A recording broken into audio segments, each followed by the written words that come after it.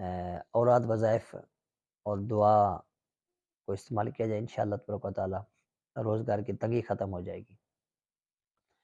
اچھا، روزی کے اندر تنگی کے اسباب ہے نا، میں چند آپ کو بتا دیتا ہوں، بہت سارے اسباب ہیں۔ تو ان اسباب میں غور و فکر کیا جائے کہ اگر آپ ان میں سے کوئی چیز کر رہے ہیں تو گویا کہ آپ خود اپنے رزق میں تنگی کا سبب بن رہے ہیں، ان چیزوں کو ختم کریں۔ اس کے بعد پھر اوراد وظائف ہیں، اعمال ہیں، اس کی طرف رجوع کریں، اللہ کی طرف رجوع کریں، رزق میں برکت ہوگی۔ مثال کے طور پر جس گھر میں ناپاکی رہتی ہے نا، اس میں رزق تنگ ہوتا ہے۔ آپ اپنے گھر میں دیکھیں کہ ناپاکی تو نہیں رہتی گھر کے اندر، اگر ناپاکی رہتی ہے تو گویا کہ آپ خود ہی اپنے رزق کو تنگ کر رہے ہیں۔